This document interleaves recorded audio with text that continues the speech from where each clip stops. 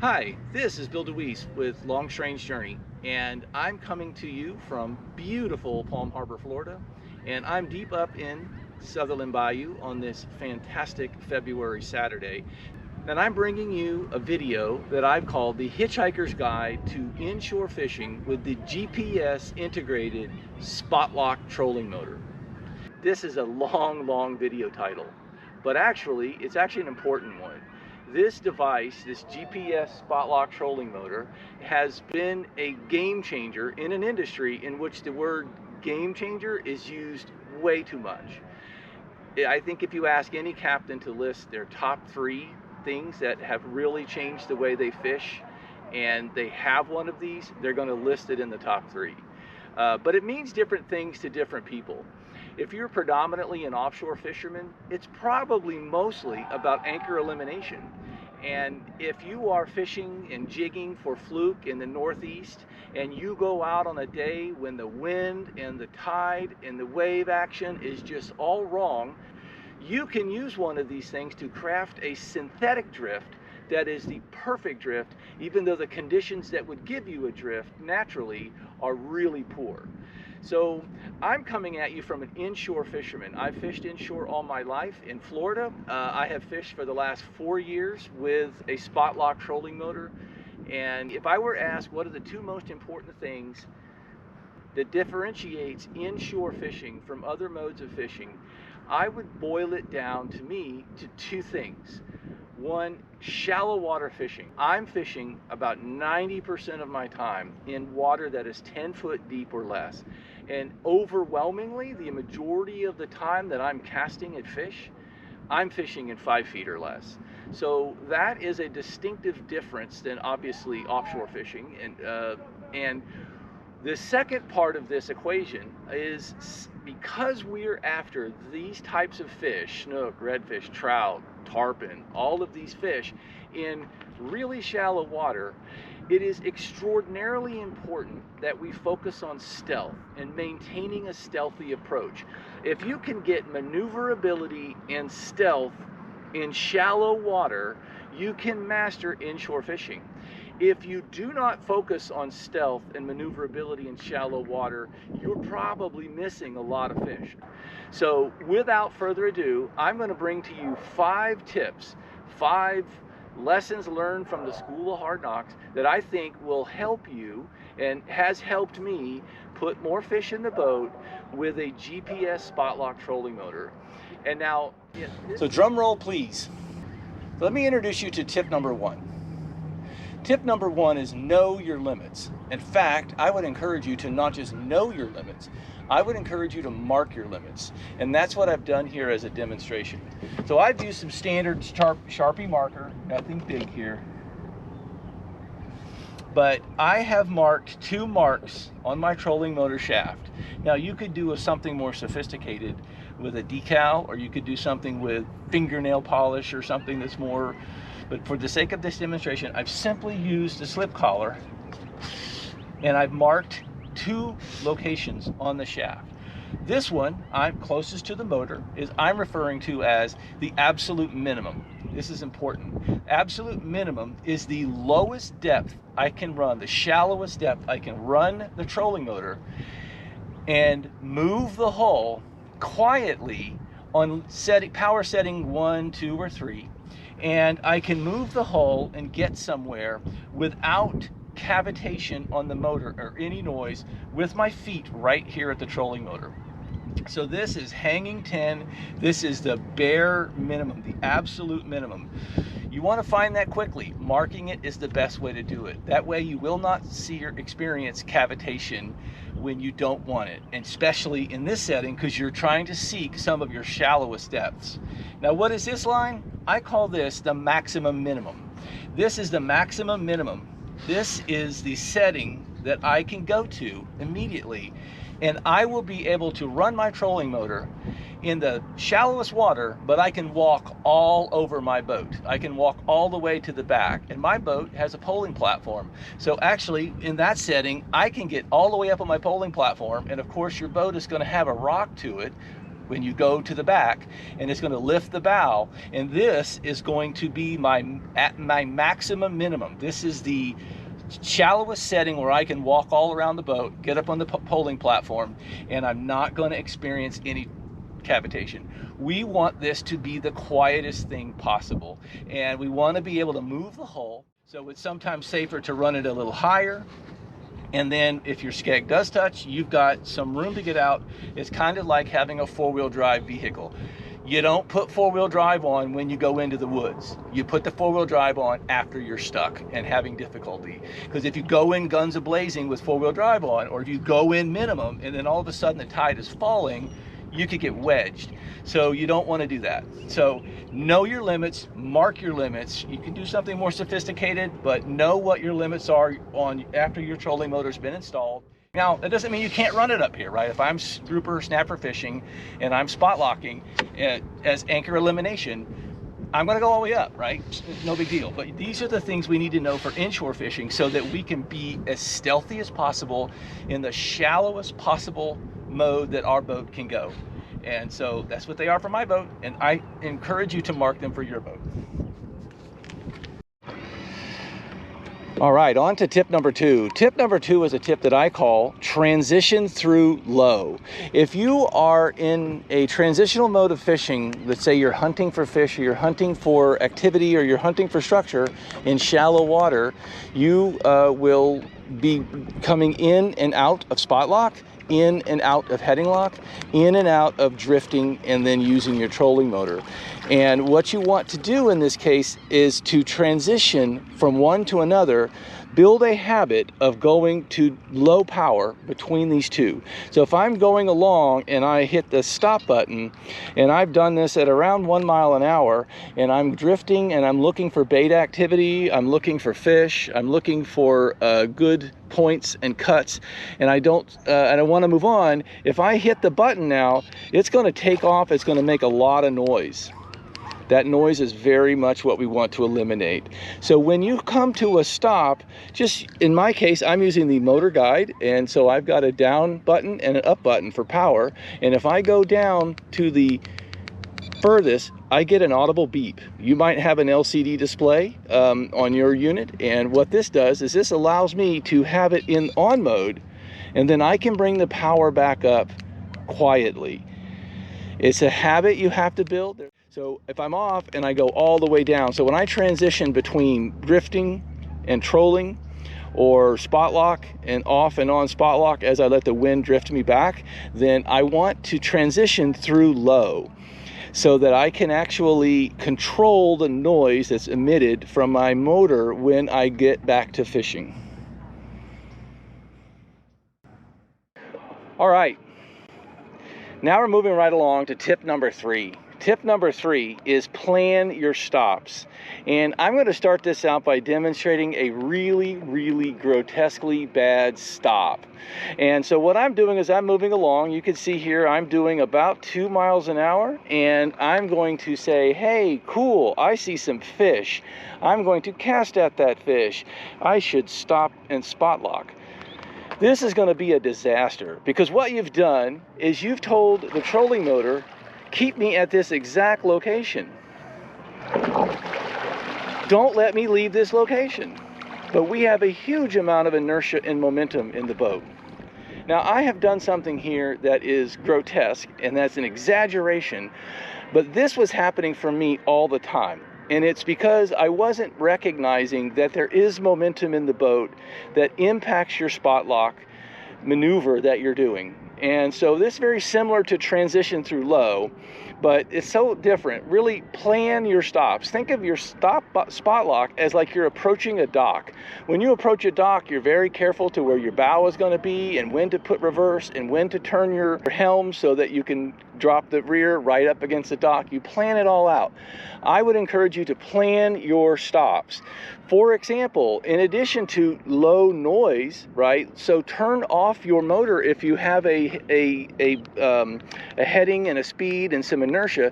Turn off your motor, let your boat drift to a stop, and plan that. And then when you get to a stop and you've drifted off and drained off that momentum, now you can do spot lock, and it will simply do nothing more than low power maneuvers to maintain the spot against wind and current. You don't want to maintain the spot against the momentum of your boat. That's going to be tragic. And the other thing I would add to this in planning your stop is plan what your boat is going to do after the stop.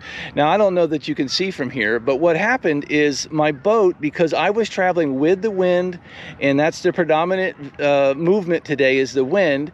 In this particular back bay, there's no current because it's just a flat basin. And so my boat did a 180. So plan that into your stop. If you're looking at how you're heading in relation to the wind and the current, your boat might do a 180. And you should let your passengers know if they're fishing and you're going to say, hey, you know, we're going to do a 180. Well, you might want to move to the stern of the boat. All right, moving right along to tip number 4. Tip number 4 is spot lock trolling motor or power pole. Spot lock trolling motor or power pole. I see this asked a lot in the forums and on Facebook groups and all of that. Should I get a power pole or should I get a spot lock trolling motor? The answer to that is yes, you should. The spot lock trolling motor and the power pole do something very similar differently, and then they do other things that are completely different. So if you can get both of them, a really well-equipped flats boat or a skinny water skiff, it should have both, because you now have way more options in what choices you make, and some of them impact stealth and some of them impact shallow water behavior. For example, right now I'm heading upwind, so if I decided, hey, I want to stop and stay here, I kind of want to maintain my course over ground, but I want to stop here and fish for a little bit, I've drifted to a stop so I can do my spot lock, and I'm actually going to generally maintain my course over ground. There will be some shifts in the stern of the boat, but I'm not going to do a 180 like I did before. Okay, whereas if I'm going to do the power pole, I would do a 180. And if I was coming from the other direction and I did the spot lock, I would switch a 180, which would change my general course over ground, and I would have to get spun back around to go again. Now, here's the difference between these two. Why would you use one over the other? Well, I'm fishing here in Tampa Bay, in Palm Harbor. The bottom is all soft sand. There's really no noise penalty to stopping yourself with the power pole. When I go up to Chassahowiska, if I go into Ozello and any part of the nature coast, the bottom underneath there, even where you see grass, it is nature's concrete. There's lime rock everywhere. And when you put that power pole down, it's like on the bottom as you come to a stop. So there is a noise penalty that comes from using the power pole. So whether or not you use one or the other will depend upon what you can get away with and what's most effective for course changes or not. I could not imagine having a shallow water skiff without a trolling motor, based upon my experience, and I really couldn't imagine having a shallow water skiff without a spot lock trolling motor. I use my spot lock trolling motor not just because of the depth, because I fish in depth that the power pole will address well, but I still use the spot lock trolling motor probably 70% of the time, and I probably use my power pole 30% of the time. So if I were only going to get one, I would get the spot lock trolling motor, but there are key advantages to having both. So as you save your pennies and you do upgrades and you're outfitting your boat, you would benefit from having both. But to make the choice between the two in any given setting, you need to ask yourself what's going to be best for the depth that I'm in and what is going to be best to maintain that stealth. Because again, so last but not least, we come to the last tip, tip number 5. And you're going to think I'm crazy, but I'm not. Learn to pilot your boat backwards using your trolling motor, your remote controlled trolling motor. If you have a tiller trolling motor, this is easy. It's no different than running an old school outboard, but it's a little awkward and a little different when you're doing this using a remote control on a trolling motor that does not have a reverse. So use your remote control to learn to run your trolling motor backwards. And what does that entail? So what I'm going to do is I'm going to turn off my trolling motor, and I'm going to make an adjustment. I'm going to, like any other motor that you would use, I'm going to rotate my motor entirely backwards so that it is even with the keel. That's your starting point. This would be similar to backing your boat down a ramp. Your better bet is to do a sweeping U-turn, line your boat and trailer up with that ramp, and then all you do is make micro movements. You don't want to make large movements of the wheel when you're backing your boat down. So you get lined up first. That's all we've done here. We get lined up first. Now, what you would obviously expect is true, and that is left is right and right is left. So left is right and right is left. So if I need to now move to go, and why do I want to do this? Let's be really honest. There's three key scenarios I'll give you. One is the old lure in the mangrove tree scenario. I fish aggressively around mangroves. Casting 6 inches from the mangroves versus casting 36 inches from the mangroves is a big deal. And if you pull your punches because you never want to get stuck in the mangroves, you're going to miss fish. You have to be aggressive around mangroves. I use some lures. Sometimes you throw those lures and they just become one with the mangrove leaves. You lose your depth perception during the cast. So even the most proficient caster will get caught up in the mangroves. You'll see, you can't see, but I've got my outboard engine is trimmed all the way up. I've got some trim tabs back there and I've got a power pole. But none of those do I need to get moving. I need that to get moving. So I want to keep that prop clear. Approaching a obstruction like a mangrove backwards, you've got an escape route. If you could get there with the prop in the water, then you can get the heck out of there with the prop in the water. Right? So we're going to keep the prop at the safe position away from any obstructions. Secondly is exploring creeks. When I'm exploring creeks, whether they be mangrove creeks in like Ozello, or if I'm exploring marsh creeks in Chashowiska, I don't know what's around the bend. I could come along a giant oyster bed, and I don't want to be doing that at a mile an hour no. Go in backwards into that creek, and it's very simple. Again, I'm going to apply some power. I'll bring that power up from zero. There comes my prop. You see a little wash. My boat is moving. I'm actually going to take the camera, and I'll show you what I'm talking about. So now I'm going to approach that mangrove, and left, and I'm going to slow my roll. Left is right. And you do small moves and you just watch your stern come around, right? So right is left and left is right. This is really simple. It's silly, almost stupid, but it's very powerful. Small moves, watch your stern. You can back your boat easily right up into a creek, and you're fishing your way into the creek. You're super quiet, and the business end of your boat is there to get out. So I need to go to the right. So I'm going to mash the left button a few times.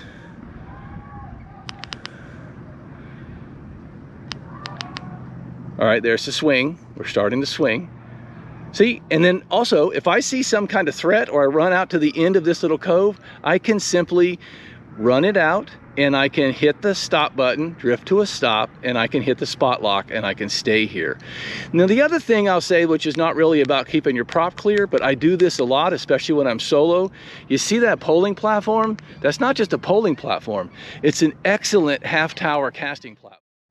All right, well, that's 5 tips that comprise the Hitchhiker's Guide to Inshore Fishing with a GPS integrated spot lock trolling motor. I hope this has been helpful to you. I hope these tips can help you be more stealthy and in shallow water and improve your inshore fishing game. I would love it if you have any feedback as to other tips that you're using to maintain that stealth in shallow water and get the most out of that highly valuable tool. Again, there's no industry in which the word game changer is more abused than in the fishing industry. That is pretty close to being the game changeriest thing on my boat, especially for somebody who fishes solo, because I can get a lot more time putting bait in front of fish and less time trying to orchestrate the movement of my boat. It gets taken care of for me. So if you get a lot out of this video, please give it a like, a thumbs up, give it a subscribe if you want to hear more content like this and more from fishing around Florida through long strange journey episodes. I highly encourage that if you know it all. I'm just giving you some tips that I've learned as sort of school of hard knocks lessons over the years, and this has actually been very helpful to me to up my fishing game by introducing much more of a purposeful stealth in shallow water inshore fishing. Thank you very much for watching.